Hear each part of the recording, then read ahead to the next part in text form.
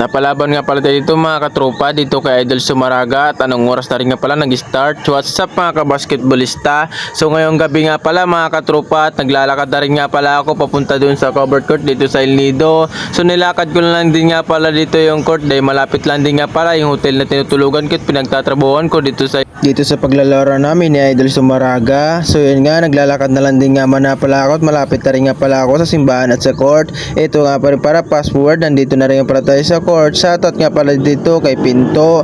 So nagsabi nga pala sa akin kung pwede daw kami naman daw mag 1v1. Sagot ko nga pala medyo pagod pa at marami akong laban. So ito nga pala at malapit na rin pala tayo sa court dito mga kabasketballista. So pagdating ko nga pala dito ay wala pa rin siya, pero mayroon nga nagbabalibol dito sa covered court ng El Nido. So by the way, maraming salamat nga pala dahil sa may nagsishare nga pala ng video ko. So ito nga pala at malapit na rin nga pala magsisimula ang volleyball. Shoutout nga pala dito kay Clark Sumaraga. Ito nga rin nga pala yung mga kalaban ko. Ito nga pala yung kamats ko, pero hindi ko alam kung sino bang mananalo. Siyempre habang naghihintay tayo may nagtapos ng volleyball. Ito nga pala, nag-prepare rin nga pala ako ng sarili ko. Inuna ko nga pala dito ay magsuot na lang muna pala ako ng medyas habang wala pa rin pala natatapos ang volleyball. Dahil sabi nga nila ay 4 na game yung volleyball na to. Na ako, pag ako talaga nainis, talagang ayaw ko na maglaro talaga ng basketball. So sabi nila ay matatapos nga daw yung volleyball ay tapat nga daw ng alas 12.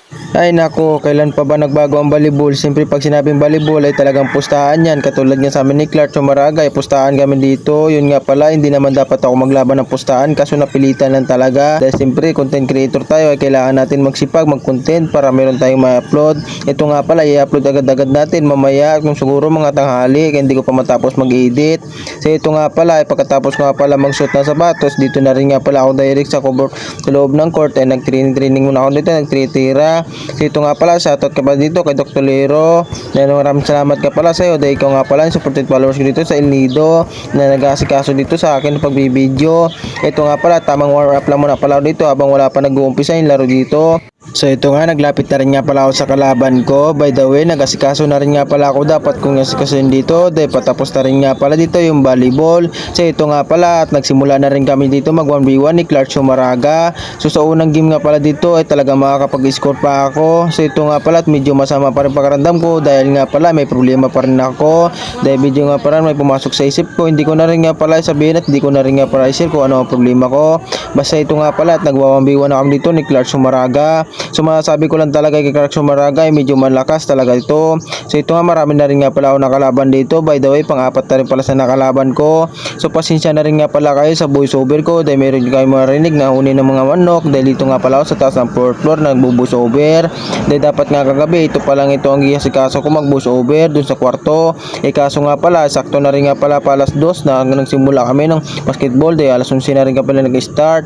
So natapos nga pala, hindi ko na rin nga pala ng alas 12. Ito nga pala, panoorin nyo na for today's video ang aking mga kabasketballista. Let's go!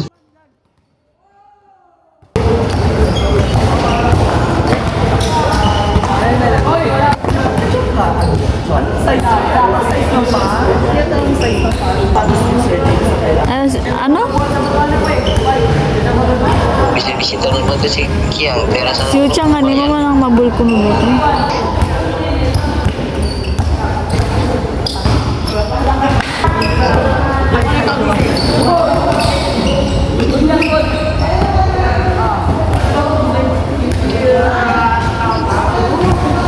Pwede?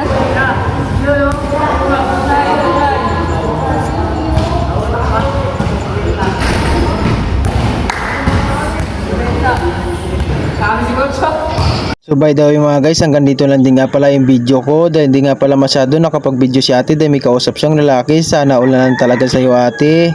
So paano yun mga kabasketballista, hanggang dito na din nga pala yung video ko for today's video. Maraming salamat ka pala kung pinanood mong video ko at mag-iwan ka pala kung taga saan ka para malaman ko hanggang sumabot ang aking video. Kaya kung magpa-shoutout ka, comment lang below. Ingat ka palagi, mahal ka ni Kabuglot. Bye bye!